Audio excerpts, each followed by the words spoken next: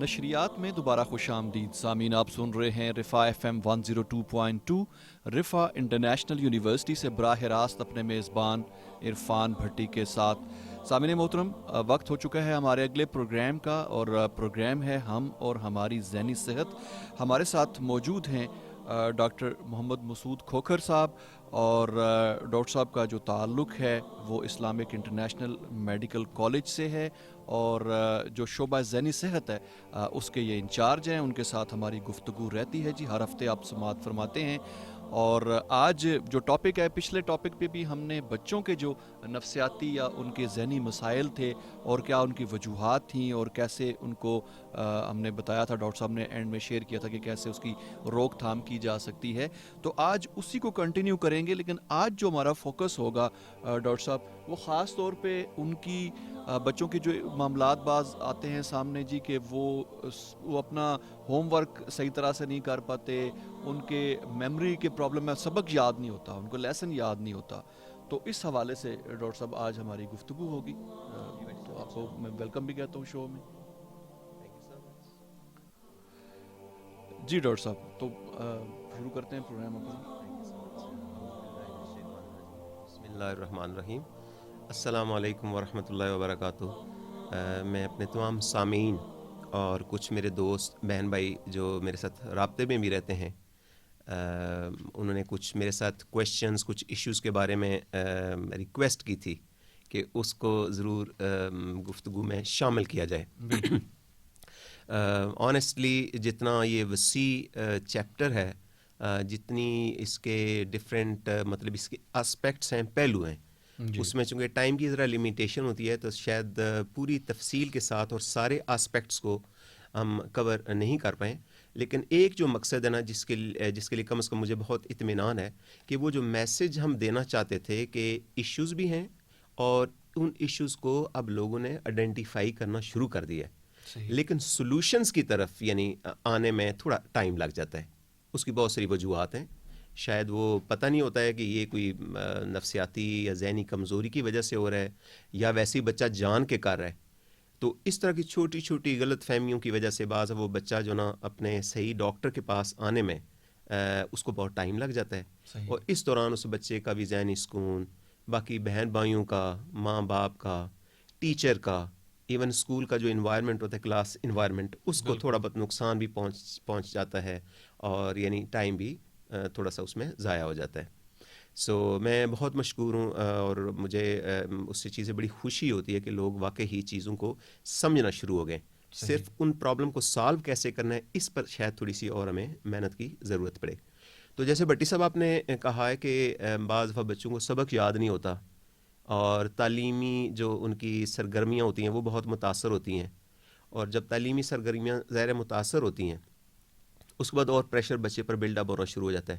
کیونکہ عام طور پر جو بچہ بھی اسکول میں یا تعلیم میں صحیح پرفارم نہیں کر پا رہا ہوتا ہے, اس کے بارے میں ایک عام امپریشن فیملی کا بھی, بچوں کا بھی, بہن بھائیوں کا, ٹیچرز کا بھی یہ ہوتا ہے کہ شاید یہ نالائق ہے, یا بعض دفعہ یہ کہتے ہیں کہ یہ محنت نہیں کرتا ہے.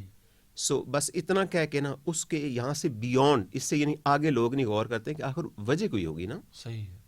سو اس وجہ میں جو ہم نے گزارش کی تھی کہ یہ دیکھا گیا کہ ذہنی کمزوریاں اور جو نفسیاتی یا سائیکولوجیکل یا ایموشنل جو پرابلمز ہیں, اس کو ICD-10 جو ہماری انٹرنیشنل کلاسیفیکیشن آف ڈیزیزز ہے, اس کو جو 10th ایڈیشن ہے, اس میں آخر کے پورے 3 چیپٹرز, 3 چیپٹرز جس میں مور دین 30 سے زیادہ بچوں ہی کے مسائل ہیں, کہ بچوں کی کیا چھوٹی الجھنیں, درمیانے لیول کی اور بڑے لیول کی کیا الجھنیں ہوتی ہیں نفسیاتی اور ذہنی, اور اس کی وجہ سے وہ بچے کی زندگی, اس کی صحت, اس کا ذہنی سکون, اور پھر ظاہر پوری فیملی کا, پھر اسکول کا, پھر کمیونٹی کا, ایون پورے ایک آپ سمجھیں کہ جو ہمارا ایکسٹینڈیڈ فیملی سسٹم ہے اس میں دادا ابو دادی اماں سے لے کر نا پورا ایک جوائنٹ فیملی سسٹم متاثر ہو رہا ہوتا ہے. صحیح ہے. سو اس میں نے پچھلی دفعہ گزارش کی تھی کہ ایک اس میں جو کمزوری ہے, آج میں 2-3 جو موٹی جو زیادہ کامن ہے ورلڈ اوور بھی اور پاکستان میں بھی بہت کامن ہے.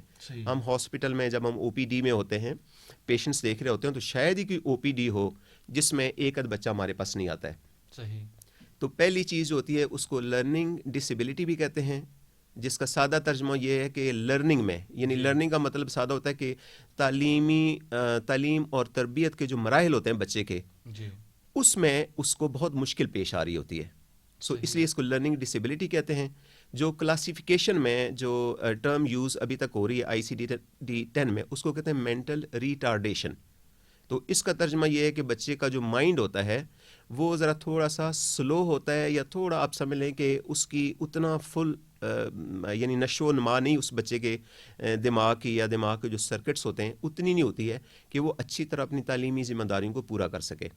اس کے پھر میں نے بتایا تھا کہ 4 گریڈ ہوتے ہیں. وہ مائلڈ ہو سکتی ہے، بالکل معمولی. وہ IQ ٹیسٹ ہوتے ہیں ہمارے، باقاعدہ سائیکولوجیکل ٹیسٹ ہوتے ہیں. وہ IQ ٹیسٹ جب ہم کرتے ہیں تو ہمیں پتہ چل جاتا ہے کہ اسکور کے حساب سے ہم دیکھ لیتے ہیں کہ یہ مائلڈ ہے، یعنی یہ ہلکے درجے کی ہے. اور پھر ہم دیکھتے ہیں کہ درمیانے درجے کی ماڈریٹ مینٹل ریٹارڈیشن، پھر اس کے بعد ہم سویئر مینٹل ریٹارڈیشن، پھر پروفاؤنڈ مینٹل ریٹارڈیشن. یہ اس کے 4 گریڈز ہیں. لیکن جو مائلڈ مینٹل ریٹارڈیشن ہے، جس کی اپنی پھر آگے بہت وجوہات ہیں، یہ کافی کامن ایشو ہے. دوسری جو کلاس روم کو بہت ڈسٹرب کرتی ہے اور فیملی انوائرمنٹ کو بہت ڈسٹرب کرتی ہے چیز، اس کو کلاسیفیکیشن میں، یا بکس جو ہماری نفسیات کی کتابیں جو بچوں کے معاملات پر ہمیں بتاتی ہیں، اس میں ٹرم ہے ADHD. ADHD. This stands for Attention Deficit Hyper Activity Disorder. اس کو ہائپر کائنیٹک ڈس آرڈر بھی کہتے ہیں. یہ جو ورڈ ہائپر سے صاف پتہ چلتا ہے کہ وہ بچہ واقعی ہی اس کی یعنی جو ہوتی ہے نا نشست و برخاست، اس کا چلنا پھرنا، اس کا لائف سٹائل، اس میں ایک ایسے لگتا ہے جیسے وہ سپیڈن جیسے لگی ہوئی ہیں. یعنی وہ چین سے لمحہ بھر بھی نہیں بیٹھے گا بچہ نا. بالکل ایسے جمپنگ جیک کی طرح جس طرح ہوتا ہے نا وہ بچہ ہوتا ہے. اور وہ جدھر بھی جاتا ہے، چاہے وہ مہمان کسی کے گھر جائیں، چاہے وہ اسکول میں کلاس روم میں جائیں، چاہے اسمبلی میں. اچھا، اس کی وجہ سے پھر ٹیچرس، پیرنٹس، باقی جو اس کے بہن بھائی ہوتے ہیں اور جو اسکول میں جو کلاس فیلوز ہوتے ہیں وہ بڑے متاثر ہوتے ہیں. ایک یہ ہے. پھر ایک ہے تکلیف یا پرابلم، اس کو کہتے ہیں آٹزم اسپیکٹرم ڈس آرڈر بھی کہتے ہیں. اس میں آٹزم ہوتی ہے جہاں پر بنیادی پرابلم اس میں یہ ہوتی ہے کہ بچہ جو ہے نا وہ سوشل اور ایموشنل جو ایک ریلیشن شپ ہوتا ہے نا، یعنی وہ ایسے لگتا ہے جیسے بالکل اپنی ہی اس کی دنیا ہوتی ہے اور اس میں گم سم ہوتا ہے بچہ. مطلب ایک چھوٹا سا ٹوائے پکڑ لے گا، چھوٹا ٹوائے کار پکڑ لے گا، اس کے ساتھ وہ ہو سکتا ہے کہ پورا دن اسی کے ساتھ کھیلتا رہے. اس کو نہیں پتا میری ماں، میرا باپ، میرے بہن، میرے بھائی، ظاہر ہے جو ماما پاپا ہوتے ہیں، بہن بھائی، وہ بڑے جذباتی ہوتے ہیں، سینٹیمنٹل، اسمائل کرتے ہیں، بلاتے ہیں، وہ جپھی لگانے کی کوشش کرتے ہیں، ہگ کرتے ہیں، دل کرتا ہے. یہ بچہ جو نا اس سے بالکل بے نیاز ہوتا ہے، کوئی رسپونڈ نہیں ہوتا، کوئی رسپونڈ. یعنی ایموشنل اور سوشل جو ایک انٹریکشن ہوتا ہے نا، رسپانس، اس میں یہ بچہ نا بہت کمزور ہوتا ہے. اور اس کی وجہ یہ ہوتی ہے کہ اس کے دماغ کے اندر جو سرکٹس ہوتے ہیں جو انسان کی سوشل اور ایموشنل کمیونیکیشن کو، کہ ان کو چیزوں کو سمجھنا، مثلا میری طرف کوئی اسمائل کرے گا، ہنسے گا، تو آٹومیٹیکلی میرا برین بھی آگے مجھے میرے فیس کے جو ایکسپریشن کو چینج کرے گا. کیونکہ وہ دماغ میں سرکٹ ہیں جو اس میسج کو سمجھنا. بولا نہیں ہے کوئی بندہ، اس نے صرف اسمائل دی ہے، یا کوئی مجھے ایسے اس نے اشارہ کیا ہے نا آنکھوں سے، تو ایک دم سے میں اس کو پک کر لیتا ہوں. ان بچوں میں یہ صلاحیت جو نا یہ نہیں ہوتی. جو بہت ایکسٹریم ہے انہوں میں بالکل زیرو ہوتی ہے. پھر یہ کمیونیکیٹ صحیح نہیں کر پاتے ہیں، لینگویج سکلز بھی ان کے ٹھیک نہیں ہوتے ہیں، اور ذہنی طور پر بھی ان میں بعض وقت کمزوری کے آثار ہوتے ہیں. اس کی وجہ سے جو خاص کر جو مامتا ہوتی ہے نا، وہ بہت بے چین ہو جاتی ہے کہ میرا بچہ ہنستا نہیں ہے، میرا بچہ جو نا وہ مل جل کے جیسے ہوتا ہے کھیلتا، وہ نہیں ہے، باقی بچوں کے ساتھ انٹریکشن نہیں ہے اس کی. ایگزیکٹلی. بعض دفعہ ان کے اندر کچھ سکلز بڑے آؤٹ اسٹینڈنگ ان بچوں کے اندر ہوتے ہیں، لیکن کچھ اس نے بس لمیٹڈ سی دنیا ہوتی ہے. کچھ یہ رکھتے ہیں ہاتھوں سے موومنٹس کرتے رہیں گے، وہ موومنٹس کرتے رہیں، بڑی تیزی کے ساتھ کرتے ہیں اور کرتے ہی جائیں گے. ٹوائے کے ساتھ کھیلیں گے، ایک بڑی ریجڈ سی اور فکس روٹین ہوتی ہے. مثلا یہ اگر ایک راستہ ہے یا گھر کی یا کمرے کی روم کی ایک روٹین ہے نا، اس میں ذرا بھی چینج اگر لائی جائے نا تو یہ بہت ڈسٹرب ہو جاتے ہیں، بہت سخت ڈسٹرب ہوتے ہیں، بڑی ریزنٹمنٹ اور پروٹیسٹ شو کرتے ہیں. یہ 3 ہیں ایشوز ہیں جن کے بارے میں ہم کوشش کریں گے آج ہم زیادہ بات کریں. اب جو امریکنز کا میں نے کافی لٹریچر پڑھا، انہوں نے بہت کام کیا اس کے اوپر. ان کی امریکن پیڈیاٹرک ایسوسیشن ہے، انہوں نے بھی بہت کام کیا ہے. اور جو ان کی امریکن سائیکیٹرک سوسائٹی ہے، انہوں نے بھی بہت کام کیا ہے. اور ایک ان کا ڈپارٹمنٹ جس کو CDC کہتے ہیں، کنٹرول ڈیزیز کنٹرول، مطلب ہے جو وہاں پہ ہے، یا پریونشن کا جو ہے نا مطلب ہیلتھ سے ریلیٹڈ، یعنی کہ بیماریوں سے بچنا کیسے ہے، پریونٹ کیسے کرنی ہے اور کنٹرول کیسے کرنی ہے، یہ ادارہ ہے انہوں نے بہت اس پر کام کیا اور بڑی ہائی لیول کی ریسرچ ہوئی ہے. اچھا. انہوں نے کہا ہے کہ اتنا زیادہ یہ پرابلم ہے بچوں کے کہ ان کا اگر ہم ٹریٹمنٹ کریں نا، ہاسپٹل بنائیں، بہت سارے ڈاکٹر ہم بنا دیں، سائیکیٹرسٹ بنا دیں، سائیکالوجسٹ، پھر بھی یہ ورک لوڈ اتنا زیادہ ہے کہ اس کو مینیج نہیں کر پائیں گے. اچھا. انہوں نے پھر اپنی پوری کی پوری ریسرچ، پوری تحقیق اور ایجوکیشن اور جو فیسلٹیز ہیں نا، انہوں نے کہا ہے کہ ایک ہی طریقہ ہے کہ ان کو پریونٹ کیا جائے. صحیح. یعنی ان کی روک تھام کیا جائے کہ یہ ایشوز یا یہ پرابلمز نہ بنے. یہ جتنے بھی بچوں کے یعنی نفسیاتی یا ذہنی جو کمزوریاں یا مسائل ہیں، ان کے بارے میں ان جنرل انہوں نے کہا ہے کہ ان کو پریونٹ کرنا بہتر ہے. اگر پرائمری لیول پر پریونٹ کریں گے تاکہ یہ ہوں نہ، that is one. Secondary prevention, اس میں کہتے ہیں کہ اگر کسی بچے میں ذرا بھی کوئی اس طرح کے آثار ہیں، تعلیم میں کمزوری کے آثار ہیں، رویے میں، جذباتی طور پر، ذہنی طور پر باقی بچوں کی نسبت، بہن بھائیوں کی نسبت وہ کمزور ہے، تو کہتے ہیں فوری طور پر انویسٹیگیشن، پراپر کنسلٹیشن اور اس کے بعد پراپر اس کی ٹریٹمنٹ ہو جائے تاکہ وہ معاملہ آگے نہ بڑھے. کیونکہ اگر آگے بڑھ گیا تھوڑا سا بھی تو پھر وہ، میں سادہ مثال اپنے دوستوں کے سامنے پیش کرتا ہوں کہ اگر آپ نے ایک پودا لگایا ہے اور اس پودے کی ایک ٹہنی جو ہے وہ تھوڑی سی ٹیڑھی ہو گئی ہے، اگر تو اسی وقت آپ اس کو باندھ کے اس کو سپورٹ کر کے ایک جس ڈائریکشن میں آپ چاہتے ہیں کہ وہ پودا گرو کرے تو وہ تو بالکل ٹھیک سے گرو کرے گا. لیکن اگر آپ نے کچھ عرصہ اگنور کیا، 6 مہینے سال، تو پھر وہ ٹہنی یا وہ جو ڈالی ہوتی ہے وہ بس پکی وہاں پہ فکس ہو جائے گی. پھر ایک ہی طریقہ ہے، کاٹیں تو کاٹ بھی نہیں سکتے آپ، ٹھیک ہے نا، مثال کے لیے میں عرض کرتا ہوں، بچے کا پھر کیا کر سکتے ہیں، اگر چھوڑیں تو پھر بھی مارے گئے، ٹھیک ہے نا، کاٹیں تو پھر بھی آپ مارے گئے. تو یہ وہ ایکسٹریم ہیں سچویشنز ہیں جہاں پر بچہ بعض دفعہ چلا جاتا ہے. اس لیے وہ سیکنڈری پریونشن میں کہتے ہیں کہ فوری طور پر ڈیٹیکٹ کریں. اور ایک پھر ٹرشری یعنی پریونشن، انہوں نے کہا primary prevention first step, secondary prevention and tertiary. Tertiary prevention میں کہتے ہیں کہ اگر کوئی بچہ واقعی اسٹیبلش ہو گیا ہے تو پھر کوشش کریں کہ مزید پیچیدگیاں نہ ہو، منیمائز نہ ہو، یعنی اس کو منیمائز کریں، اس کی جو ڈسیبلٹی ہے نا، کہ باقی بچوں کو معاشرے کے لیے، کمیونٹی کے لیے، ان کے لیے بہت زیادہ بوجھ نہ بنے، بہت چیلنج نہ بنے.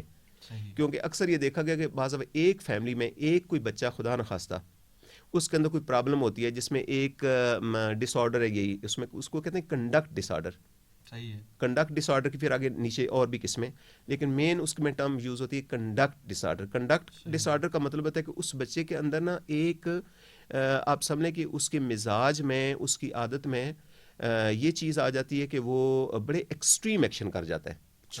چھوٹے بڑے کی تمیز، حیا، بالکل پرواہ نہیں ہوتی ہے کون ٹیچر تھے کون ماں باپ، اس حد تک. یعنی اس کا وہ مائنڈ جو ہوتا ہے نا اندر سے، یا دماغ کے سرکٹس یا سسٹم جو اس قدر سپوائل ہوتے ہیں. وہ جو میں نے مثال دی کہ وہ ڈالی یا ٹہنی جب وہ پکی ہو جاتی ہے، ٹیڑھی مطلب گرو کرنے ہوتے پکی، پھر ٹیڑھی ہوگی اور مضبوط ہوگی، پھر مشکل بنتی ہے. چوری، نشہ اور ہر وہ چیز جس کی مذہبی، قانونی طور پر، کسی بھی طرح سے یعنی معاشرتی طور پر جس کو ہم ایکسیپٹ نہیں کر سکتے، یہ اس طرح کی ایکٹیویٹیز میں نا یہ بچے چلے جاتے ہیں اور خدا نخواستہ بڑے ہو کے یہ غلط ہاتھوں میں جا سکتے ہیں اور بڑے بڑے کرائم، میجر کرائمز، اچھا، ہاں، یہ ان کے اندر جاتے ہیں. اس کے بارے میں وہ کہتے ہیں کہ اس کو پریونٹ کیا جا سکتا ہے، یا پرائمری پریونشن، سیکنڈری پریونشن اور ٹرشری پریونشن. اور باقاعدہ ریسرچ کر کے انہیں ٹیکنیکس نکالی ہیں، صحیح، بہت ساری ٹیکنیکس نکالی ہیں. صحیح ہے. اگر کوئی سوال نہیں ہے تو میں جاری رکھوں. میں ڈاکٹر صاحب یہ پوچھنا چاہوں گا کہ یہ جو ڈس آرڈر ہے، وجوہات کیا ہیں اس کی؟ بہت شکریہ. مطلب ایک معاشرے میں ہم دیکھتے ہیں کہ ایک گھر میں دیکھتے ہیں ایک جیسے بچے ہیں، ایک ہی طرح کا فائنینشیل بیک گراؤنڈ ہے اس فیملی کا، ایک طرح کے حالات ہیں، تو ایک بچہ جو ہے وہ کیوں ڈفرینٹ دوسرے بچے سے بیہیو کرتا ہے؟ جی بہت شکریہ. جی بٹی صاحب، ایک تو چیز ہے جس کا ہمیشہ ہم ذکر کرتے ہیں اور کتابوں میں اس کا ذکر ملتا ہے، ایک تو ہے جینیٹک ایلیمنٹ، جینیٹک، جی موروثی. یعنی ہر بچہ جو ہے اس کے اندر 50% جینز جو اس کی مزاج کو، شخصیت کو، یا آپ سمجھیں اس کے دماغ کی فزیالوجی جس کو ہم نیورو فزیالوجی کہتے ہیں، جو دماغ کا جو سافٹ ویئر ہے نا جو اس کو بناتا ہے، 50% مدر کی سائڈ سے یا مدر کی خاندان کی طرف سے یعنی آتی ہیں، اور 50% جین جو ہے نا وہ آتی ہیں فادر یا فادر کی فیملی کی طرف سے آتی ہیں. اچھا. تو اگر تو اس فیملی میں یا خاندان میں کسی بھی سٹیج پر، یعنی آپ سمجھ لیں کہ فادر کے بہن بھائیوں میں سے، امی ابو میں سے، ان کے کزن میں سے، یا ایگزیکٹلی مدر کے بہن بھائیوں یا کزن میں سے کوئی اگر کسی بندے کو نفسیاتی کوئی پرابلم ہے، ذہنی کمزوری ہے، اس کا چانس ہوتا ہے کہ وہ بچے، اگر مطلب ایک فیملی کے 4 بچے ہیں تو 3 بالکل ٹھیک ہے، لیکن ایک بچے کے اندر وہ جینز جو نا، جو بیسیکلی جن کی وجہ سے وہ ذہنی کمزوری پہلے بھی کسی کو تھی، تو وہی جینز اس بچے میں ٹرانسفر ہوتی ہیں، اور وہ ٹرانسفر ہونے کی وجہ سے نا اس کو کسی نہ کسی ذہنی کمزوری یا ذہنی الجھن یا نفسیاتی پرابلم پیدا کر سکتی ہے. اچھا یہ تو چلیں، اس کو بھی کہتے ہیں پریونٹ کیا جا سکتا ہے. ابھی لیٹسٹ جو ریسرچ ہو رہی ہے، ایون مجھے وہ ذہنی جو بیماریاں ہیں اس کے بارے میں، لیکن جسمانی بعض بیماریاں، جس میں تھیلیسیمیا ایک بڑی کامن بیماری ہے. تو سعودی عرب میں میرے کوئی دوست ہیں ڈاکٹر صاحب بتا رہے تھے کہ سعودی منسٹری آف ہیلتھ جو ہے باقاعدہ انہوں نے فتویٰ لے کے انہوں نے کہا تھا کہ آئندہ جن فیملیز میں تھیلیسیمیا کی بیماری ہے نا، وہ منگنی کے ٹائم پر نا پہلے بلڈ ٹیسٹ ہوگا. اگر وہ دیکھتے ہیں کہ ماں کے خون میں بھی یا ماں کے میں بھی تھیلیسیمیا میجر کی جینز ہیں، اور باپ کے اندر بھی تھیلیسیمیا میجر، جس سے تھیلیسیمیا بہت لوگوں کو پتہ ہے خون کی جو بیماری ہوتی ہے جس میں خون کی کوالٹی صحیح نہیں بنتی ہے اور بچہ ذہنی اور جسمانی طور پر بہت معذور ہوتا ہے. انہوں نے باقاعدہ کہا تھا کہ منگنی سے پہلے خون کے ٹیسٹ ہوئیں گے، اور ٹیسٹ اگر دونوں کے کلیئر ہو جاتے ہیں تو پھر یہ شادی کریں. سو اب اس پر بہت ریسرچ ہو رہی ہے کہ ان فیملیز میں یا ان خاندانوں میں جہاں پر آپ سمجھیں کہ ایک خاص قسم کی جسمانی یا ذہنی کمزوری ہے، بڑوں کا فرض بنتا ہے، میری دستبستہ گزارش ہے، میں چونکہ ہیلتھ کیئر ورکر ہوں، میں ڈاکٹر ہوں، کہ جب شادی اور منگنی ہوتی ہے نا، تو ہم اور تو بہت کچھ سوچ رہے ہوتے ہیں، لڑکی کی خاندان کو بہت اسٹڈی کرتے ہیں، لیکن اس چیز کے بارے میں بہت ہی ایک خاموشی، ڈیڈ سائلنس ہوتی ہے کہ خدا نخواستہ مطلب اس بچی میں یا بچے میں، وہ اللہ تعالیٰ کی طرف سے ہمارا فیتھ ہے، لیکن وہ شادی مطلب اس لڑکے اور لڑکی کی کرانا جہاں پر زیادہ چانس ہے کہ ان کے بچوں میں کوئی معذوری آئے گی ذہنی یا جسمانی. میرے خیال میں اس پر نا علماء کرام کو بھی مل بیٹھنا چاہیے، ان کو بھی غور کرنا چاہیے کہ اللہ نے جو عقل اور شعور دیا ہے، یا طب کی جو سائنس ہے جتنی ایڈوانسمنٹ ترقی ہو چکی ہے، تو اس میں کوئی ایسا کیا جائے کہ اسی لیول پر اس کو پریونٹ کیا جائے، روک تھام کی جائے. کہ شادی تو آپ نے جذباتی ہو کے کر دی کہ نہیں جی میں تو مامے کی لڑکی سے ہی کرنی ہے، یہ بس یہی شادی ہوگی، اور میں نے یہ بزرگوں نے بس کہہ دیا تھا تو اب اس کو نہیں کیا جا سکتا ہے. اس کے بجائے یہ دیکھیں کہ اس میں واقعی شریعت، اس میں دین اسلام کیا کہتا ہے. طب میں بہرحال یہ بات کلیئر کٹ ہے کہ جینیٹیکلی موروثی طور پر بعض دفعہ بیماری اگر امی ابو کے خاندان میں ہے تو بچوں میں آ سکتی ہے، اور کئی دفعہ میں دیکھا کہ زیادہ بچے متاثر ہوتے ہیں. اچھا اس میں ڈاکٹر صاحب ایک اور سوال بھی میں پوچھنا چاہوں گا کہ یہ جو کزن میرجز کا کانسیپٹ ہے کہ اس کو بھی تھوڑا کنڈیم کیا گیا ہے کہ اس سے بھی اوائڈ کرنا چاہیے، تو اس کی کیا یہی ایک وجہ ہو سکتی ہے کہ اس طرح کی بچوں میں پھر آگے بیماریاں زیادہ ہوتی ہیں جو اپنے خاندان میں شادیوں کو ترجیح دیتے ہیں، بعض ایسی فیملیز ہوتی ہیں؟ جی بٹی صاحب، اس میں جو طب ہے نا، میں تو طب کی بات کرتا ہوں کہ وہ میڈیکل کا میں اپنے آپ کو اسٹوڈنٹ ہی سمجھتا ہوں، میں کنسلٹنٹ ہوں، اسپیشلسٹ ہوں میں. تو طب میں یا جو میڈیکل سائنس ہے اس میں تو یہ کہتے ہیں کہ اگر کلیئر کٹ، آج کل ٹیسٹ بھی ہو جاتے ہیں، آپ کو پتہ ہے کہ ڈی این اے ٹیسٹنگ تک ہو جاتی ہے، کروموسومل انالیسس ہو جاتا ہے، مطلب بالکل یعنی جسم کی کیمسٹری پوری پتہ چل جاتی ہے. تو اگر ڈاکٹرز کہہ دیتے ہیں باقاعدہ، وہ ایک جینیٹک کاؤنسلنگ، یہ ہمارا ایک چیپٹر ہے جس میں سارے ڈاکٹر صاحبان مل کے کرتے ہیں، جو ہماری پیتھولوجی کے ڈاکٹر ہوتے ہیں وہ بھی اس میں شامل ہوتے ہیں، چائلڈ اسپیشلسٹ بھی شامل ہوتے ہیں، باقاعدہ پینل بعض جگہوں پہ بنے ہوتے ہیں. تو وہ پورا انالیسس کر کے ان کی باڈی کیمسٹری میں سمجھانے کے لیے ورڈ یوز کر رہا ہوں، ان کے کروموسومز، ان کی مطلب وہ سارا ڈی این اے کی جو بھی ہوتے ہیں جو اگلے بچے کے اندر وہ ٹرانسمٹ کرتے ہیں جینز کو نا، سو ان کو اسٹڈی کر کے نا وہ دیکھتے ہیں کہ جی اس میں چانس کتنا ہے. تو باقاعدہ رسک وہ کیلکولیٹ کرتے ہیں کہ 25% ہے، 50% ہے یا 100% ہے. تو جہاں پر وہ دیکھیں کہ یہ رسک واقعی ہی بہت زیادہ ہے، تو پھر وہ ڈاکٹر صاحبان یہی کہتے ہیں کہ جی اب آپ اس کے بارے میں سوچ لیں اچھی طرح. ہم ڈکٹیٹ نہیں کرتے ہیں، یعنی ہم لوگوں کو یہ نہیں کہتے ہیں کہ جی یہ نہیں کرنا، وہ تو سوشل ڈیسیژن ہوتا ہے. لیکن میرے خیال میں چونکہ انسانوں کی بہتری کے لیے جو ہمیں سمجھ آتی ہے، دین اور اسلام نے انسانوں کی بہتری کے لیے اللہ نے صحت مند جو ہے لوگوں کو پسند فرمایا ہے. نبی کریم علیہ السلام نے اپنی امت میں صحت مند لوگوں کو پسند فرمایا. اس میں اگر علم اور تحقیق یہ ثابت کر دیتی ہے کہ بچے کمزور ہوں گے ذہنی طور پر یا جسمانی طور پر، تو اس میں گنجائش بہرحال نکلتی ہے. لیکن اس پر کنسنسس چاہیے. میرے علم میں نہیں ہے کہ ابھی تک اس کے بارے میں کلیئر کٹ کوئی کنسنسس بنا ہے علماء اسلام کا، یا کنسنسس پر نہیں بنا ہے. لیکن یہ پکی بات ہے کہ مینی سائیکولوجیکل، سائیکیٹرک، ذہنی نفسیاتی کمزوریاں اور بیماریاں بالکل جینیٹک رسک ان کا ہوتا ہے. اور اگلی نسل میں اگر جائیں تو فیملی میں بڑی پرابلم ہوتی ہے کہ 3-4 اگر ذہنی مریض ہیں، 3-4 بہن بھائی ہیں بیچارہ، تو ایک بھی سنبھال نہیں سکتا ہے. بالکل. تو وہ خاندان اور فیملیز بہت زیادہ سپوائل ہو جاتی ہیں. صحیح.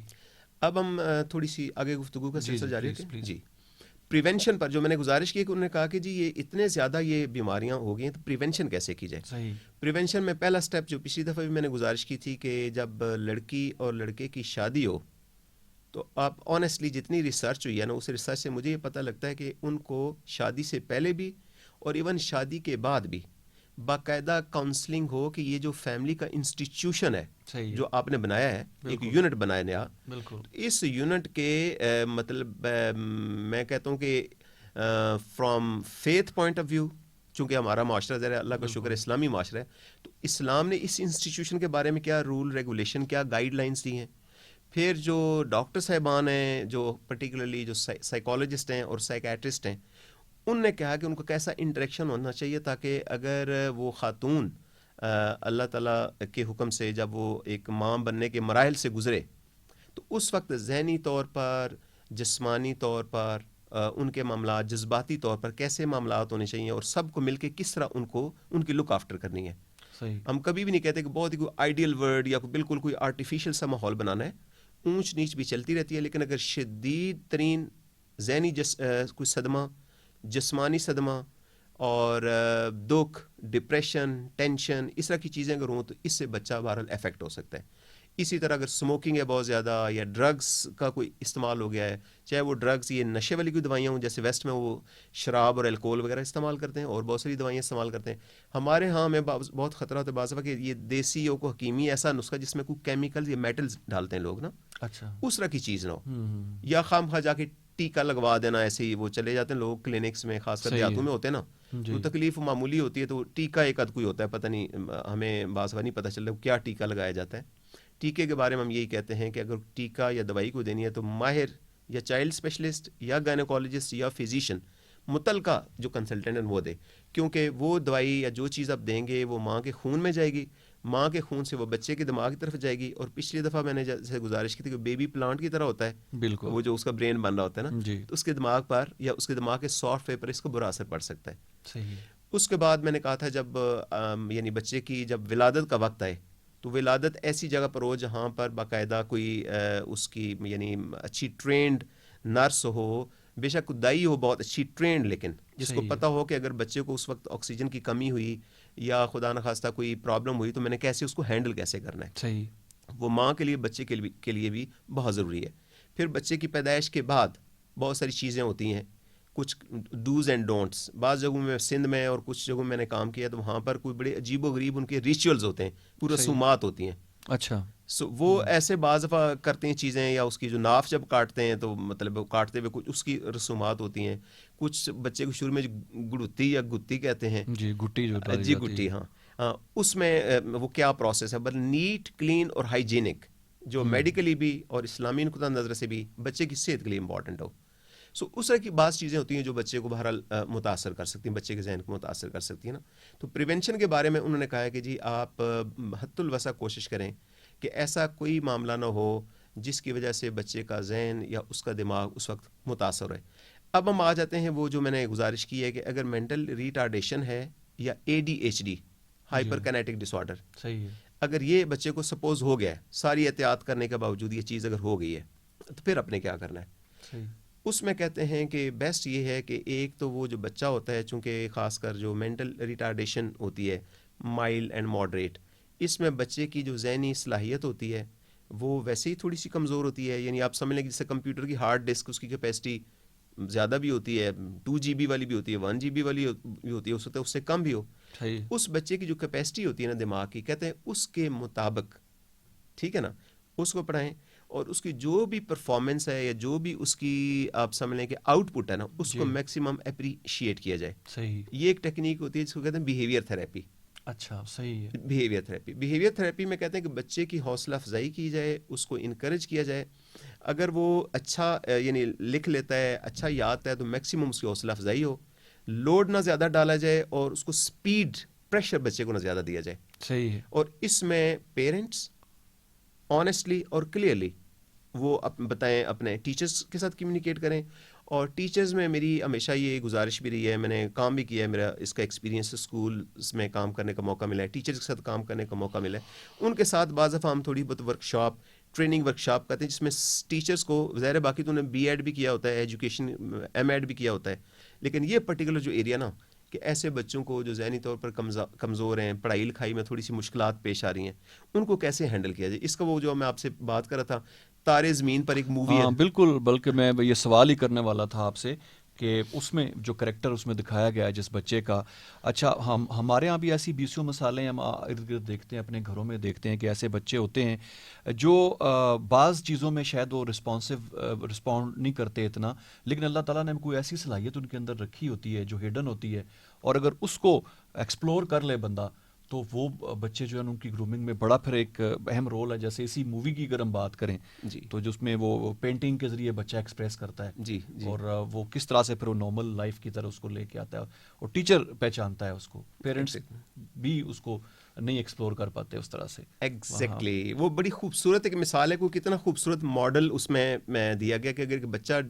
اس کو ڈیفیکلٹی ہو رہی ہے تو بجائے اس کے کہ اس کے ساتھ سختی کی جائے, ججمنٹل ہوا جائے, اس کو نالائق ڈکلیئر کر کے یا کام چور ڈکلیئر کر کے اس کو بالکل یعنی اگلے حال سے بھی نکال دیا جائے. اب دیکھو ٹیچر نے آئیڈینٹیفائی کیا ہے, ان آبزرو کیا ہے ٹیچر نے اس میں یعنی اس بچے کو, اور آبزرو کر کے نا الٹیمیٹلی اس نے کہا کہ یار اس بچے میں چلیں وہ جو اکیڈیمک کو ڈیل کرنے والا برین کے جو سسٹم ہے وہ اگر اس طرح کے نہیں ہے تو سکلز کی طرف ہم آ جاتے ہیں, اور سکل میں خاص پرٹیکولر سکل ہے جس میں وہ بچہ بڑا آؤٹ کلاس پرفارمنس دے سکتا ہے.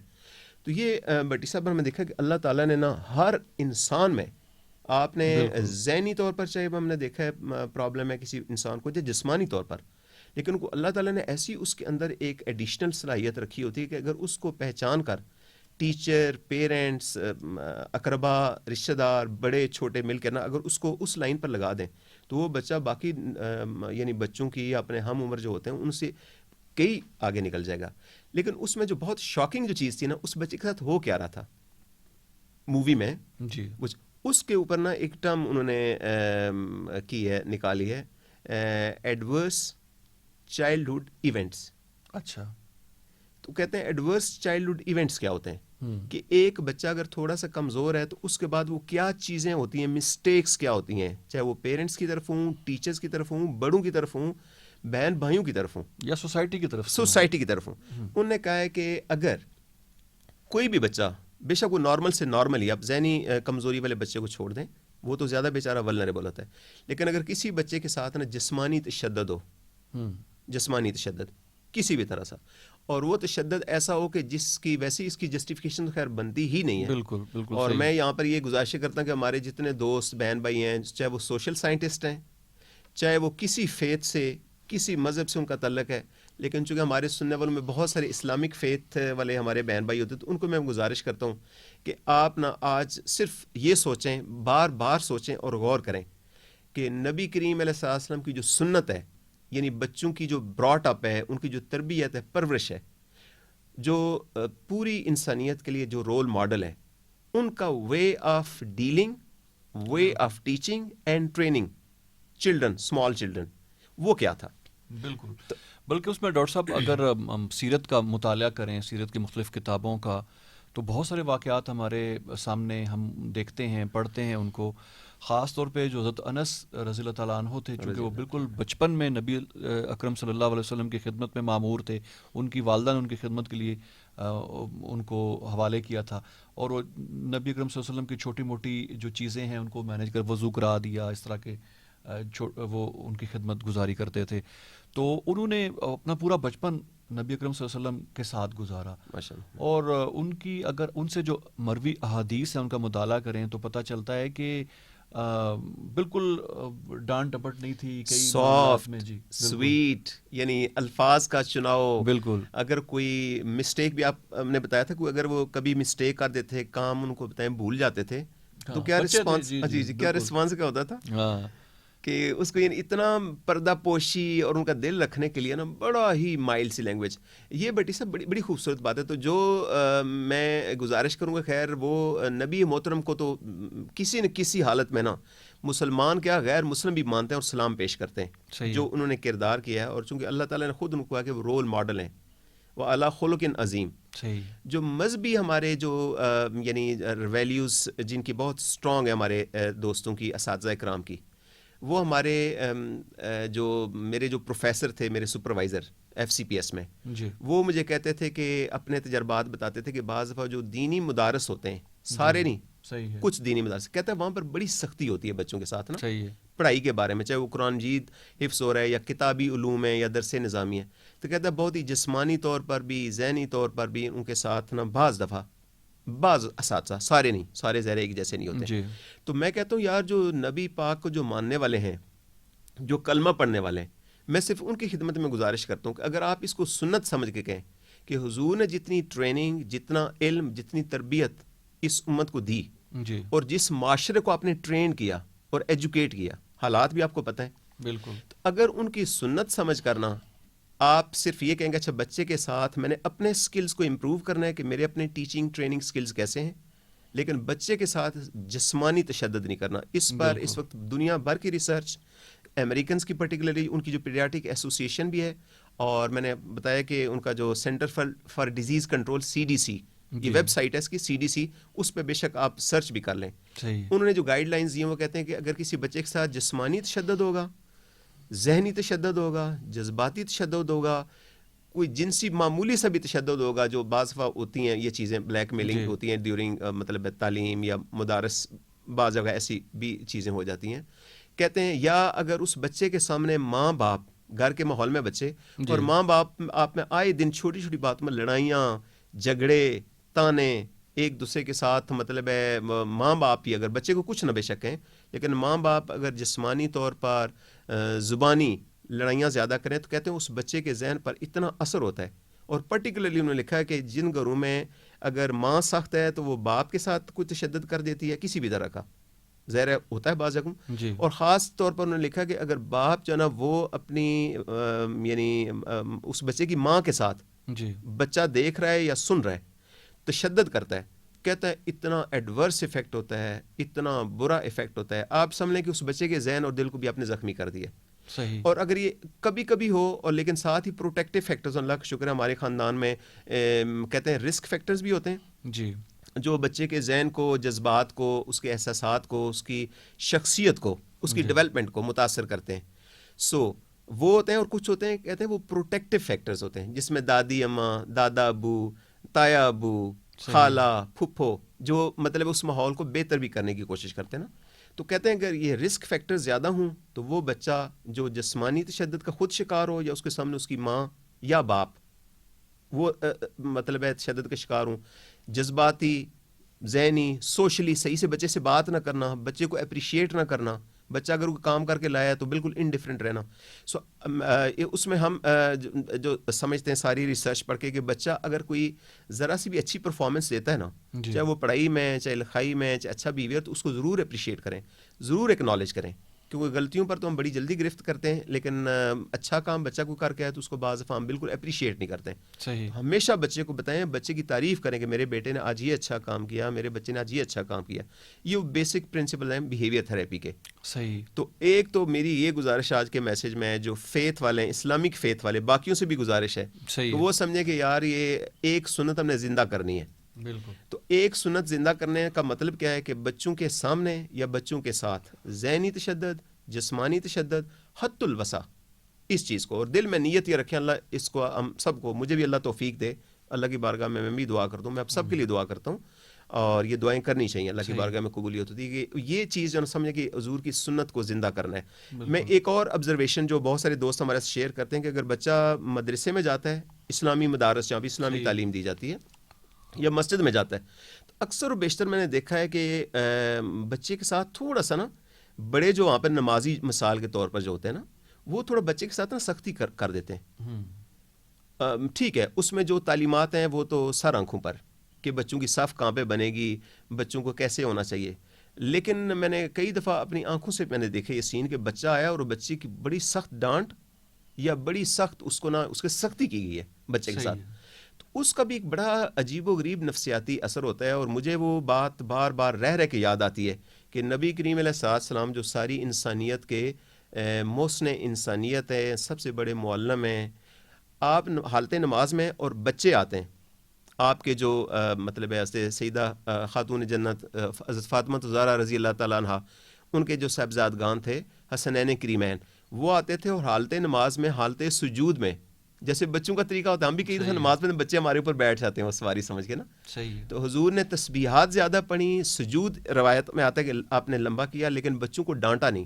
اور بعد میں کوئی روایت نہیں ملتی کہ میں منع کیا ہو کہ بچے آئندہ مسجد میں نہیں آئیں گے، یہ ڈسٹرب کرتے ہیں. صحیح. آپ دیکھیں کہ اللہ تعالیٰ کے حکم اور اللہ تعالیٰ کی رضا کو حضور سے زیادہ کوئی نہیں سمجھتا ہے. بالکل. اس لیے کہ حضور نے اس حد تک بچوں کے ساتھ شفقت اور نرمی کی ہے، مسجد میں آنا ویلکم کیا ہے، حالت نماز میں آ رہے ہیں، بظاہر تو ڈسٹربنس بنتی ہے، لیکن چونکہ وہ مکلف نہیں ہے. اور یہ مکلف کی بھی میں ایک مثال دیتا ہوتا ہوں اپنے دوستوں کو کہ جین پیاجے صاحب ہیں بٹی صاحب، یہ ایک بہت بڑے نامی گرامی آدمی جنہوں نے بچوں کی نفسیات پر کام کیا ہے، بہت انہیں ریسرچ کی ہے. ان نے ریسرچ میں یہ آخر میں ثابت کی کہ بچے کے اندر جو سمجھ بوجھ ہے نا، یا جو لاجک ہے، جس کے نام پر ہم بچوں کو بہت سختیاں کرتے ہیں کہ تجھے میں نے سمجھایا تھا تجھے بات سمجھ نہیں آئی، تو وہ کہتے ہیں لاجک جو ہے نا، لاجک والی جو فیکلٹی ہے نا ہیومن مائنڈ کی، کہتے ہیں کہ یہ ڈیولپ ہوتی ہے اور آپریٹ کرتی ہے 10 سے 12 سال کی عمر کے بعد. اسی وجہ سے میں کئی دفعہ کہتا ہوں کہ دیکھو بچوں پر اسی وجہ سے شاید نماز یا روزہ وہ فرض نہیں کیا گیا ہے، یعنی ایک خاص عمر ہے جس کے بارے میں رکھا گیا. تو یہ جین پیاجے صاحب، ان کا نام ہمارے دوست ہیں بہت سارے، انہوں نے سنا بھی کچھ چائلڈ سائیکالوجی کے ساتھ جو ڈیل کرتے ہیں، ان کا نام بہت امپورٹنٹ سمجھا جاتا ہے، بڑے یعنی بینچ مارک ہے ان کی ریسرچ. تو انہوں نے بھی کہا کہ بچے میں چونکہ وہ لاجیکل تھنکنگ ڈیولپ نہیں ہوتی، اس لیے بچے پر سختی اور تشدد نہ کیا جائے، چاہے وہ مسجد ہے، چاہے وہ مدرسہ ہے، چاہے وہ اسکول ہے، چاہے انگریزی ہے، چاہے دیسی اسکول ہے، سرکاری ہے یا پرائیویٹ ہے. بچے کے ساتھ تشدد، سختی، جسمانی، ذہنی، سوشل، اس کا مطلب ہے کرنا، ہیومیلیٹ کرنا، امبیرس کرنا، سیلف اسٹیم کو، اس کے کانفیڈنس کو شیٹر کرنا، یہ ایسے ہی زخم ہے جو شاید نظر نہیں آتے لیکن اس بچے کی پرسنالٹی کو، اس کے مزاج کو اس قدر نقصان پہنچاتے ہیں کہ یہ وہ بچے ہیں جو اگر ان کے ساتھ ایونٹس بہت زیادہ ہوں. انہوں نے یہ ریسرچ کی کہ اگر کسی بچے کو ذہنی تشدد بھی بہت ہوا، اس کے ساتھ جذباتی تشدد ہوا ہو، جسمانی تشدد ہوا، یا کوئی بھی تشدد کی اور صورت، صحیح ہے، اینڈ آف دا ڈے پر یہ وہ بچے تھے جو کنڈکٹ ڈس آرڈر، اور پھر کنڈکٹ ڈس آرڈر میں یہ بہت بڑے جب ہوتی ہے اینٹی سوشل. صحیح ہے. تو اینٹی سوشل تو کرمنلز، یہ وہ پکے کرمنل بنے جن کو کوئی کسی کے جذبات کا، کسی کی عزت کا، کسی کی کوئی قاعدہ قانون کا وہ نہیں مطلب ہے، ان کو کوئی پرواہ نہیں رہتی. پھر اتنا ان کا مائنڈ چینج ہو جاتا ہے نا، ہارڈ کور ہو جاتا ہے. اچھا ڈاکٹر صاحب، ایسا ہے کہ ہمارے پروگرام کا وقت ختم ہونے والا، کچھ سوالات بھی ہمارے پاس اکٹھے ہوئے، میں چاہوں گا کہ ان کو بھی انٹرٹین کیا جائے، میسیجز کی شکل میں آئے ہیں.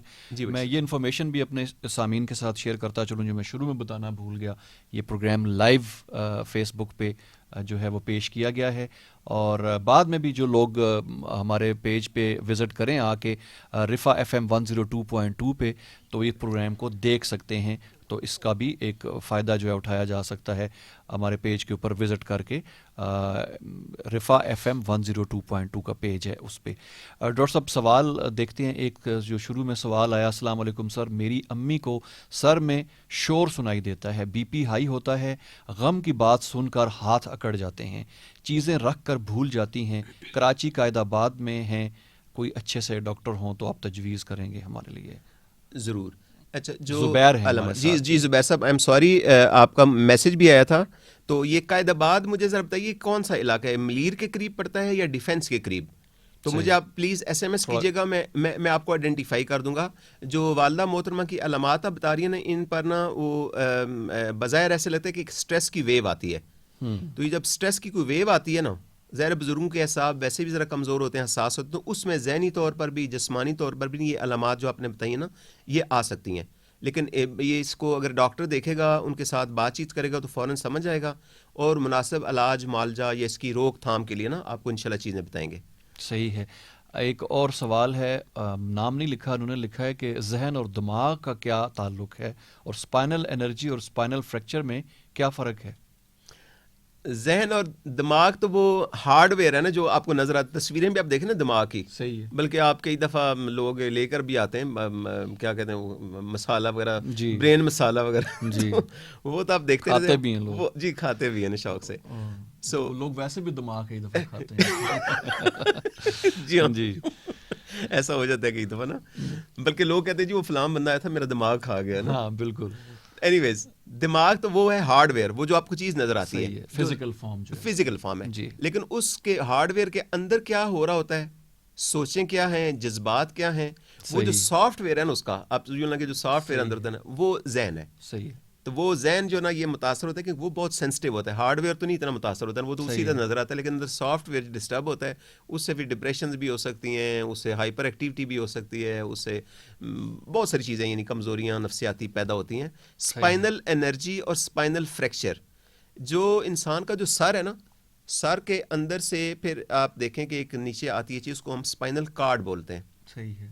یہ اسپائنل کارڈ ریڑھ کی ہڈی کے اندر ہوتا ہے, اور دماغ کے اندر سے جتنی بھی آپ سمجھ لیں کہ اعصاب جو نکلتے ہیں, جن کو ہم میڈیکل میں نیورونز کہتے ہیں, صحیح ہے, وہ موٹر نیورون ہوتے ہیں, اور دماغ کے اندر جا رہے ہوتے ہیں سینسری نیورونز ہوتے ہیں, ٹھیک ہے نا, اور ایک آٹونومک نروس سسٹم, اس کے بھی کچھ اس کے اندر ہوتے ہیں نروس. تو وہ پوری نروس نا کیبلز کی طرح, جیسے کیبل نہیں ہوتے ہیں کمپیوٹر میں ہوتے ہیں تاریں, وہ تاریں ہوتی ہیں باریک باریک جو خوردبین سے نظر آتی ہیں نا, وہ ساری کی ساری ادھر اسپائنل کارڈ کے اندر سے آتی ہیں. خدا نخواستہ کوئی بندہ گرے, کوئی ایکسیڈنٹ ہو, تو اگر یہ ریڑھ کی ہڈی, اگر ریڑھ کی ہڈی کو بہت زور سے چوٹ لگے, اور جو مورے ہوتے ہیں جن کو ہم ورٹیبرا بولتے ہیں, یا ڈسکیں ان کے درمیان ہوتی ہیں, ڈسکس ہوتی ہیں نا, اگر وہ ڈیمیج ہو جائیں تو ڈیمیج ہو کے نا وہ جا کے اندر اس کو ہٹ کرتی ہیں اسپائنل کارڈ کو. تو وہ اعصاب اگر ان کو نقصان پہنچے تو اس کی وجہ سے دماغ اور جسم کا رابطہ ختم ہو جاتا ہے, اس میں فالج ہو سکتا ہے. صحیح ہے. ٹانگیں یا ہاتھ پاؤں شل ہو سکتے ہیں انسان کے نا. بالکل. تو اگر ایسی چیز ہو تو فوری طور پر نیورو سرجن کے پاس یا ڈاکٹر کے پاس جانا چاہیے, اور بڑی احتیاط سے ان کو اٹھانا چاہیے. ایمرجنسی میں لوگوں کہتے ہیں کہ اگر کہیں روڈ ٹریفک ایکسیڈنٹ ہوا ہے اور اسپائنل کارڈ یا ریڑھ کی ہڈی کو چوٹ لگی ہے, تو کہتے ہیں بڑے آرام سے بالکل اس کو ایسے اٹھائیں جیسے بیبی کو نہیں اٹھاتے. صحیح ہے. یعنی کہیں تو کھینچا تانی نہ کریں. ہو سکتا ہے کہ وہ صرف ریڑھ کی ہڈی ٹوٹی ہو, اسپائنل کارڈ بچ جاتا ہے. تو جب کھینچا تانی ہوتی ہے نا, یا اوپر نیچے اس کی کمر کو ایسے کرتے ہیں زور, تو وہ ہڈی جاتی ہے بالکل جیسے شارپ ایج ہوتا ہے نا, تو وہ اسپائنل کارڈ کو لگے نا تو بس وہ زندگی بھر کے لیے گیا بندہ.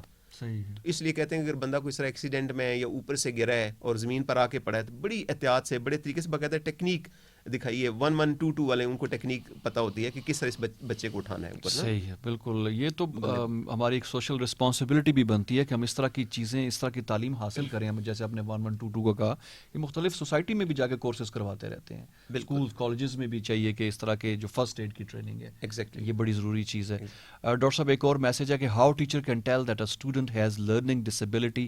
آئی know it is obvious through child's performance in class, but I want you to share STH about testing available at school. یہ کیا چیز ہے, میں سمجھا نہیں ہوں. شاید کوئی اسپیلنگ مسٹیک تھوڑی سی ہوگی ہے. چلیں ٹیسٹنگ کا میں بتا دیتا ہوں. ٹیسٹنگ کا جو ایکسپرٹ جو ٹیچرز ہوتے ہیں نا, ماشاءاللہ جس طرح آپ ان چیزوں پر نظر رکھتے ہیں, وہ صاف پتہ چلتا ہے کہ ایک بچہ جو نا, اس کو ٹیچر اتنی ہی توجہ کے باوجود باقی بچوں کی نسبت اس کی جو پرفارمنس ہوتی ہے نا پڑھائی میں, وہ ذرا کم ہوتی ہے. صحیح. اس کا جو گولڈ اسٹینڈرڈ جو ٹیسٹ ہے جو انٹرنیشنلی اویلیبل ہے, اس کو کہتے ہیں وسک.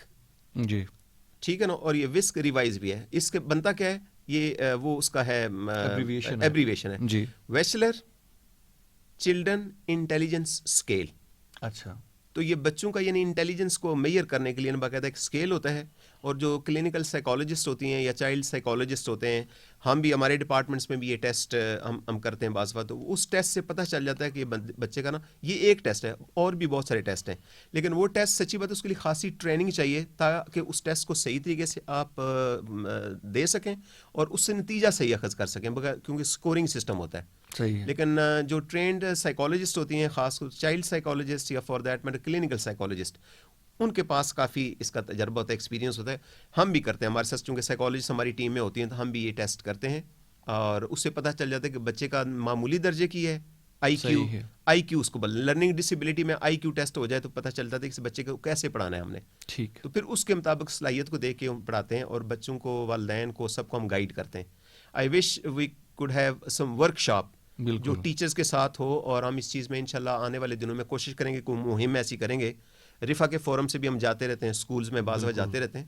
سو کبھی اگر موقع ملا تو ہم کریں گے. پروگرام کے اختتام میں اگر ہم اپنے پیرنٹس جو ہمارے پروگرام سنتے ہیں, اپنے لسنرز کے لیے بھی کوئی اس طرح کی ٹریننگ اگر ہو جائے.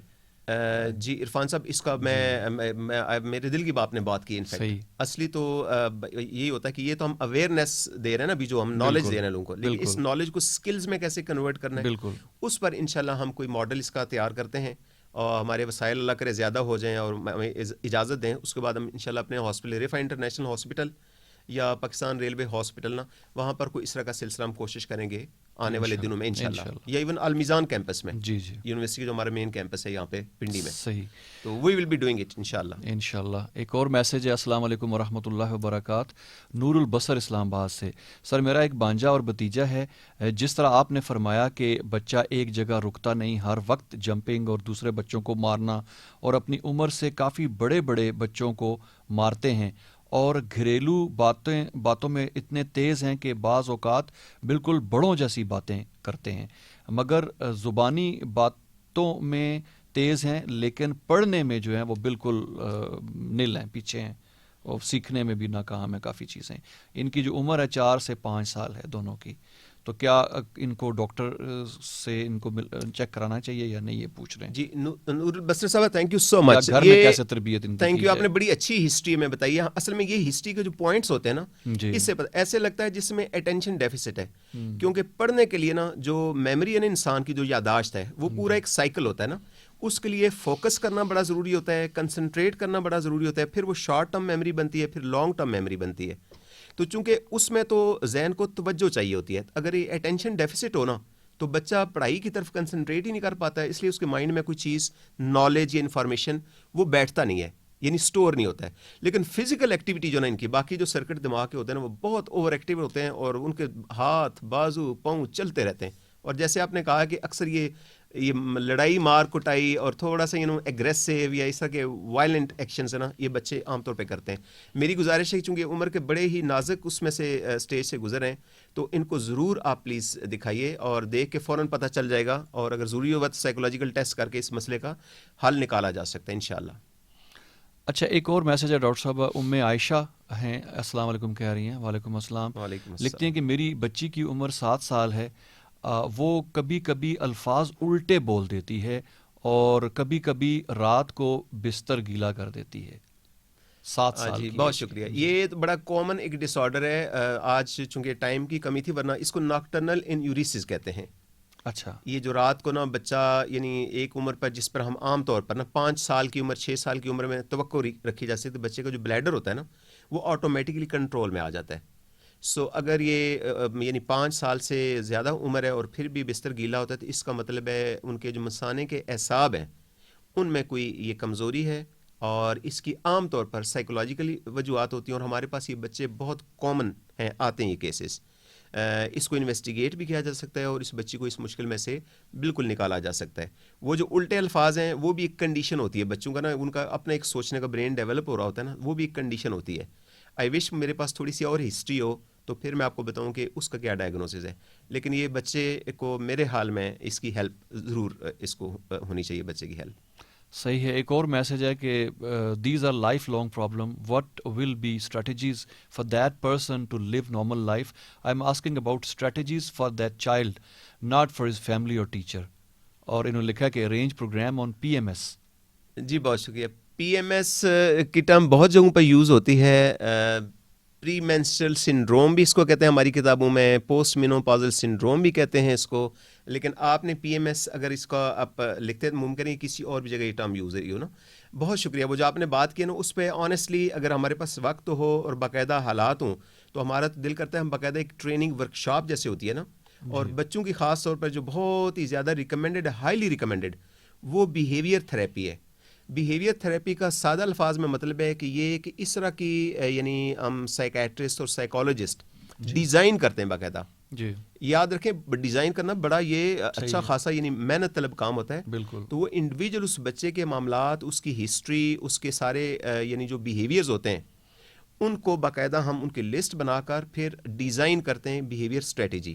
اور وہ بیہیویئر اسٹریٹجی ہم خود بھی کرتے ہیں، ہم ٹیچر سے بھی بتاتے ہیں، اور پیرنٹس سے بھی وہ شیئر کرتے ہیں. صحیح. تو پھر جب ایز اے ٹیم ہم کام کرتے ہیں تو وہ بچے کی بیہیویئر اگر جلدی یہ شروع کیا جائے نا، ارلیئر دی بیٹر، اگر جلدی شروع کی جائے تو بچے کے بہت سارے مسائل یا اس کے جو ایب نارمل بیہیویئرز ہوتے ہیں جو اس کے لیے بھی نقصان دہ ہیں دوسروں کے لیے، ان کو ماڈیفائی کیا جا سکتا ہے، کافی حد تک ان کو بہتر کیا جا سکتا ہے.